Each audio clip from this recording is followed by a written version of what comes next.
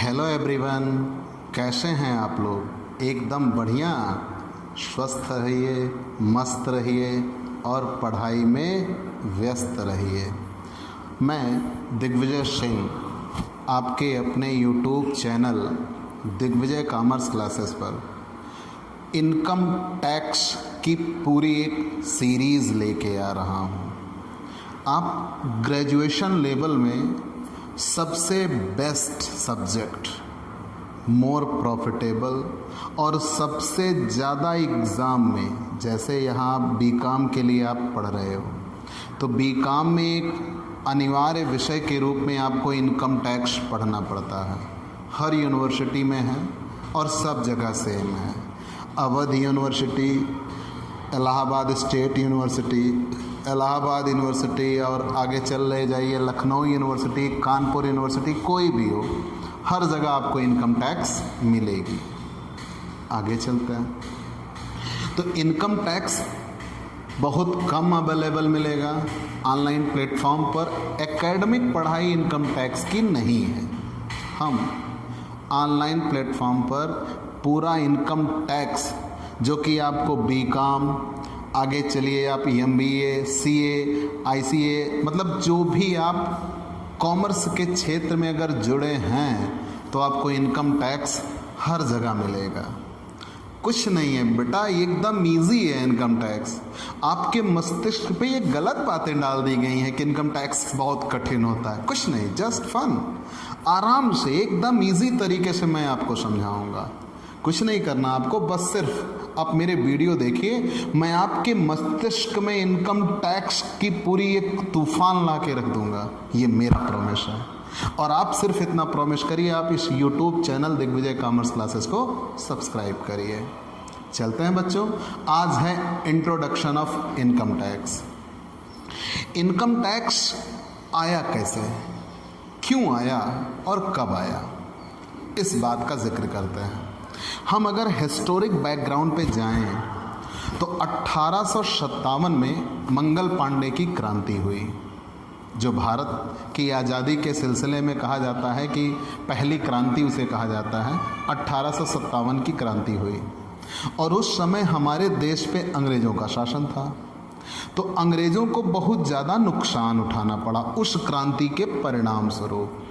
जब उस क्रांति के परिणाम स्वरूप उनको बहुत ज़्यादा नुकसान उठाना पड़ा तो उन्होंने किया क्या, सर जेम्स विल्सन ने 1860 में उस नुकसान की भरपाई के लिए पहली बार इनकम टैक्स लगाया था। ध्यान देना बच्चों, तो भारत में इनकम टैक्स की शुरुआत कब से हुई है? 1860 में सबसे पहली बार लगाया गया इनकम टैक्स। जब 1860 में इनकम टैक्स पहली बार लगाया गया तो उसका मेन मोटो था, जो 1857 की क्रांति में नुकसान हुआ था उस नुकसान की भरपाई करना। ठीक बच्चों, आगे बढ़ गए। आखिर ये आयकर होता क्या है? जनरली हम ये जानते हैं, what is the definition of income tax. तो जनरली यही कहा जाता है, आय पर लगने वाला कर, a tax which is charged on income. कोई ऐसा कर जो आय पर लगता है वही आयकर कहलाएगा। ठीक, परिभाषा तो सिर्फ इतनी है, लेकिन अब इसी को डिस्क्राइब कैसे करें, क्या क्या इसके अंतर्गत आ जाएगा।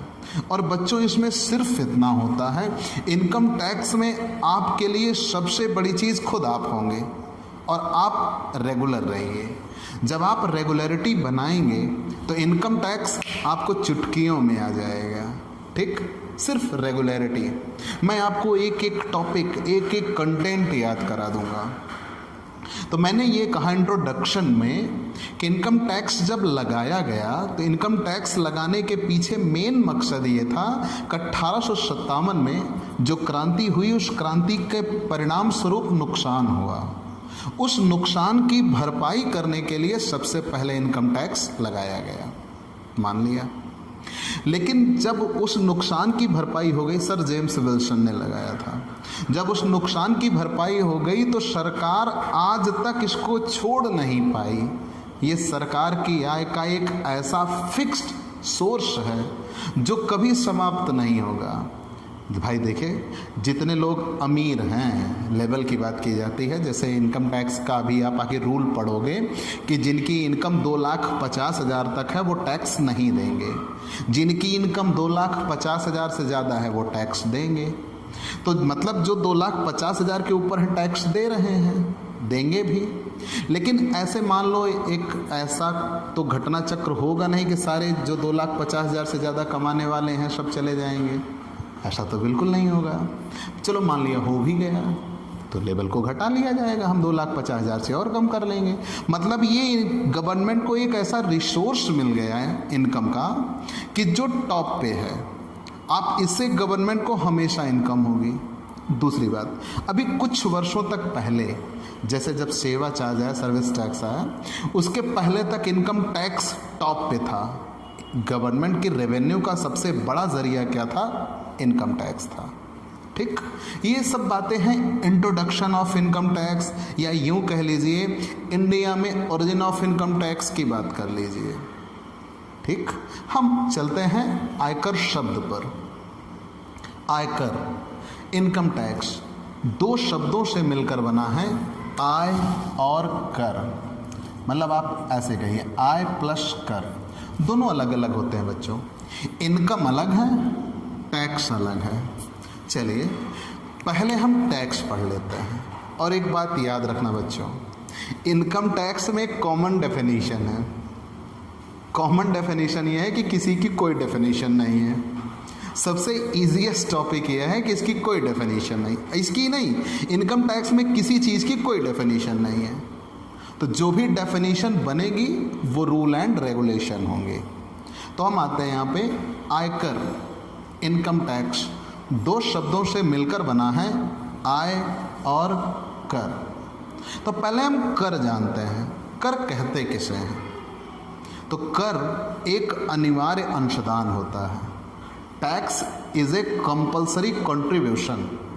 कर एक अनिवार्य अंशदान होता है जो सरकार हमसे आपसे लेती है। ध्यान देना बच्चों, आप अगर ऐसे जा रहे हो, कोई व्यक्ति आपसे पूछ बैठे what is income, what is tax, तो आप क्या जवाब दोगे? तो तुरंत आप ये बताओगे tax is a compulsory contribution which charge by government on me. ठीक, कि कर एक अनिवार्य अंशदान है जो सरकार हमसे आपसे लेती है।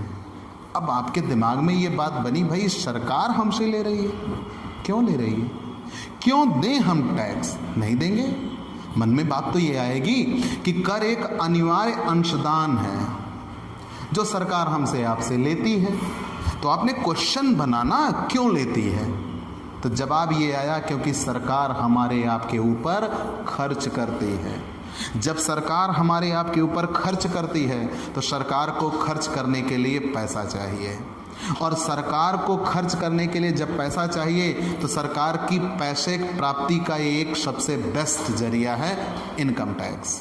चलो मान लिया, कुछ नेगेटिव भावना वाले लोग आते हैं, कहेंगे सरकार ना खर्च करे तो क्यों खर्च करती, ना करे हमारे ऊपर।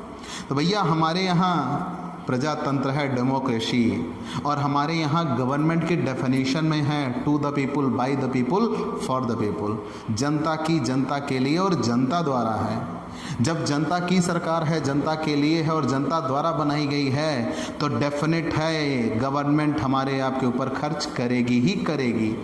और अगर ना खर्च किया तो सीधी बात, अगली बार उन्हें कोई वोट नहीं देगा, सरकार ही नहीं होगी। तो मतलब ये सीधा और साफ है कि सरकार हमारे आपके ऊपर खर्च करती है, उन्हें खर्च करना ही है, क्योंकि सरकार की परिभाषा ही है प्रजातंत्र की कि जनता की, जनता के लिए और जनता द्वारा है। चलिए हम एक रिमाइंडर पे आते हैं। आयकर, आय पर लगने वाला कर। ध्यान देना बच्चों, आयकर, आय पर लगने वाला कर। तो सबसे पहले हम आ गए कर। तो कर एक अनिवार्य अंशदान है जो सरकार हमसे आपसे लेती है। क्यों लेती है? क्योंकि सरकार हमारे आपके ऊपर खर्च करती है।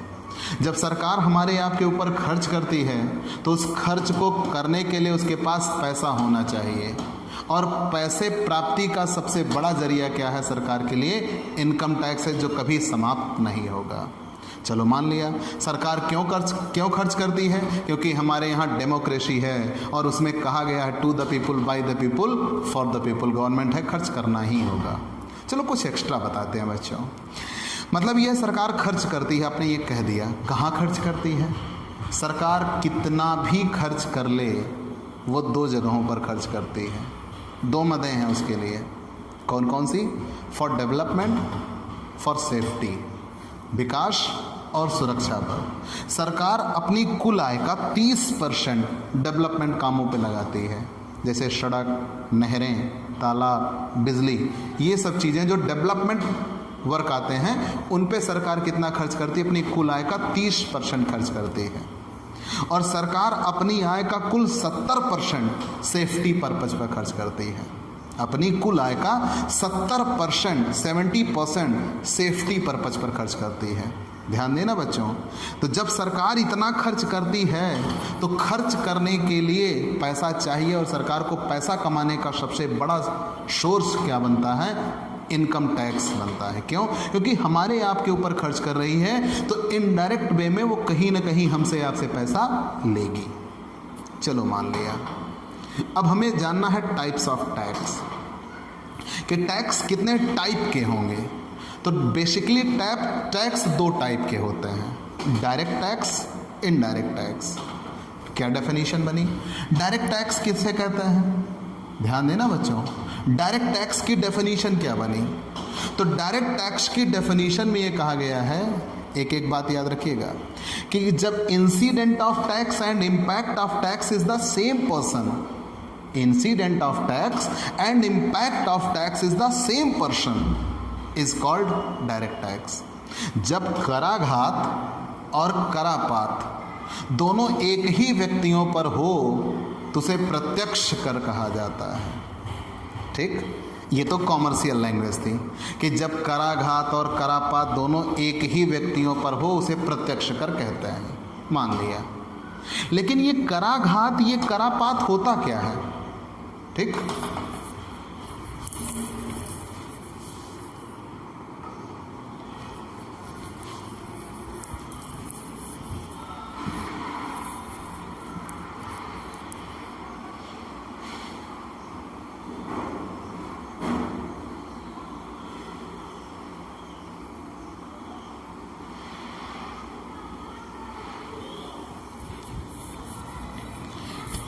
Two types of tax.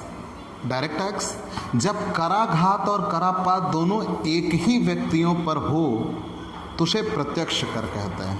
मतलब ये तो बात थी कॉमर्शियल लैंग्वेज में।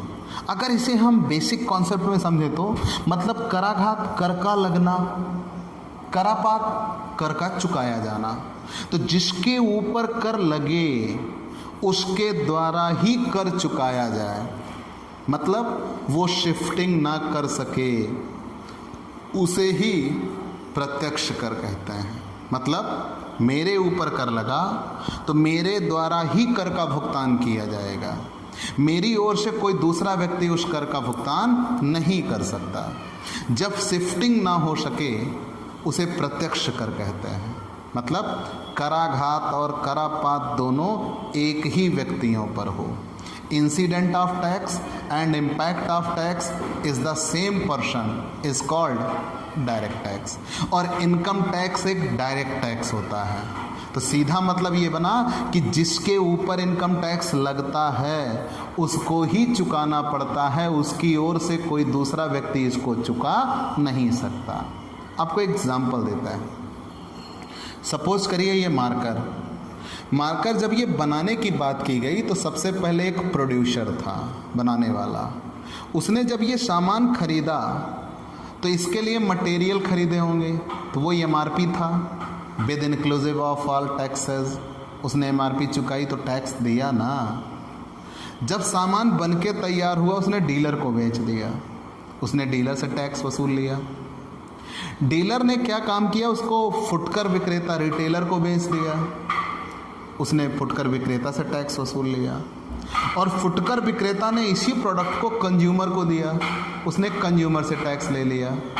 तो पूरी बात क्या बनी बच्चों, लगा प्रोड्यूसर पर, प्रोड्यूसर से डीलर, डीलर से रिटेलर, रिटेलर से कंज्यूमर। तो ये चेन में पहुंच गया किसके पास, कंज्यूमर के पास। तो लगा किसी और पर, दिया किसी और ने, मतलब इंसिडेंट ऑफ टैक्स कर का लगना, लेकिन इम्पैक्ट ऑफ टैक्स कर का चुकाया जाना दो अलग व्यक्तियों पर हुआ। तो जब incident of tax and impact of tax is the other person, मतलब भिन्न भिन्न व्यक्तियों पर हो, जब कराघात और करापात दो अलग अलग व्यक्तियों पर हो, ठीक, तब उसे ही क्या कहा जाएगा, इनडायरेक्ट टैक्स कहा जाता है, अप्रत्यक्ष कर कहा जाता है। तो हमारे यहाँ जनरल में एक रूल बनता है कि जहाँ इनकम टैक्स की चोरी होती है तो वहाँ अप्रत्यक्ष कर लगाए जाते हैं। प्रत्यक्ष करों की चोरी पर अप्रत्यक्ष कर लगता है। लेकिन गवर्नमेंट ने सबसे बड़ा कर सुधार किया, कर सुधार किया 1 जुलाई 2017 से हमारे यहाँ सबसे पहले लागू किया गया। 164वां देश बना जीएसटी लागू करने वाला इंडिया, ठीक। गवर्नमेंट ने हमारे यहाँ सबसे बड़ा कर सुधार किया और कर सुधार में ये हुआ कि हमारे यहाँ जीएसटी लागू हुआ और सारे अप्रत्यक्ष कर को क्या किया गया, समाप्त कर दिया गया। उसके स्थान पे क्या ला दिया गया, GST, one nation one tax, एक राष्ट्र एक कर प्रणाली। तो प्यारे बच्चों, आप रिमाइंडर पे आ जाइए। अभी तक हमने क्या जाना, इनकम टैक्स दो शब्दों से मिलकर बना है, इनकम और टैक्स। टैक्स क्या होता है, कर एक अनिवार्य अंशदान है जो सरकार हमसे आपसे लेती है। क्यों लेती है, क्योंकि सरकार हमारे आपके ऊपर खर्च करती है। अगर सरकार हमारे आपके ऊपर खर्च करती है तो सरकार को खर्च करने के लिए पैसा चाहिए, और सरकार को आय कमाने का सबसे बेस्ट जरिया क्या मिला, इनकम टैक्स, क्योंकि इससे सरकार की कभी इनकम कम नहीं होगी। दूसरा, सरकार हमारे आपके ऊपर क्यों खर्च करती है, क्योंकि हमारे यहाँ डेमोक्रेसी है। To the people, by the people, for the people is the definition of democracy, government. तो उस जगह पे ये कहा गया, जब जनता की, जनता के लिए सरकार है तो जनता के ऊपर तो खर्च करेंगी ही करेंगी, ना खर्च किया तो अगली बार सरकार नहीं रहेगी। अगर ये ऐसी बातें हैं कि सरकार खर्च करेगी ही करेगी, तो जाहिर सी बात है सरकार को खर्च करने के लिए पैसा चाहिए, और पैसा कमाने का जरिया क्या होगा, इनकम टैक्स होगा। दूसरी बात, सरकार अदर वर्क भी तो कर सकती है, लेकिन सबसे प्रमुख में क्या मिलता है, इनकम टैक्स मिलता है। आगे बढ़ गए, सरकार कहाँ कहाँ खर्च करती है, तो सरकार दो मदों पर खर्च करती है। एक तो डेवलपमेंट पर अपनी कुल इनकम का 30%, दूसरा सेफ्टी पर। सरकार अपनी कुल रिसीप्ट का 70% सेफ्टी पर्पज पर लगाती है, ठीक बच्चों।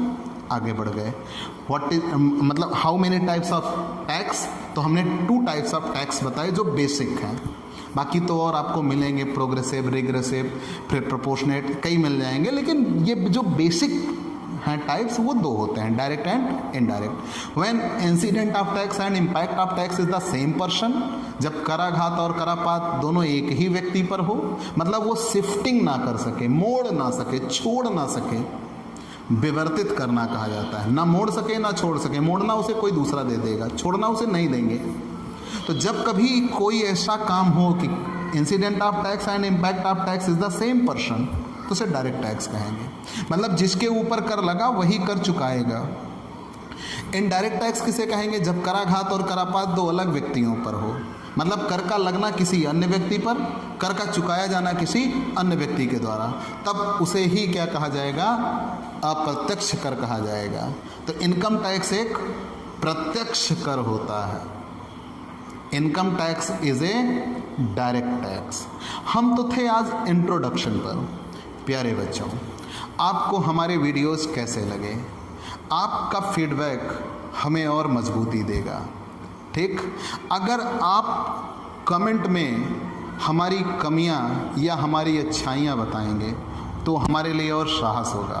अगर आप कमियां बताते हैं हम उसे सुधार करेंगे, अगर अच्छाइयां हैं तो हम और बढ़ाने का प्रयास करेंगे। आपका फीडबैक मेरे लिए एक ताकत होगा, तो प्लीज़ फीडबैक ज़रूर दीजिएगा। और हाँ, आपको वीडियो अच्छा लगा हो तो लाइक करिएगा। और इनकम टैक्स की ये चेन नहीं रुकेगी। इनकम टैक्स हम पूरा आपके दिमाग पर बिठा देंगे। प्यारे बच्चों, याद रखना, आप ज़बानी रास्ता चलते हुए इनकम टैक्स बताते चलोगे, एकदम माँ सरस्वती का वरदान बन के आपके लिए मिलेगा इनकम टैक्स, ये मान के चलिए। और इससे ज़्यादा आप कहीं से भी पैसे कमाने की सोच नहीं सकते, इतना ज़्यादा मैं आपको इनकम टैक्स पढ़ा दूंगा। इनकम टैक्स में आप लॉ कर सकते हैं, इनकम टैक्स आप कॉमर्स की किसी भी टॉप लेवल की डिग्री लेने के लिए जाएंगे तो आपको इनकम टैक्स मिलेगा। आप एसएससी सीजीएल में इनकम टैक्स ऑफिसर बन सकते हैं। तो सबसे ज़्यादा अगर हाई रेटेड जॉब लेनी है तो आप इनकम टैक्स में आइए। ठीक बच्चों, चलते हैं, हम आपसे फिर मिलेंगे अगले वीडियो में इसी YouTube channel Digvijay commerce classes पर। ठीक, मिलते हैं।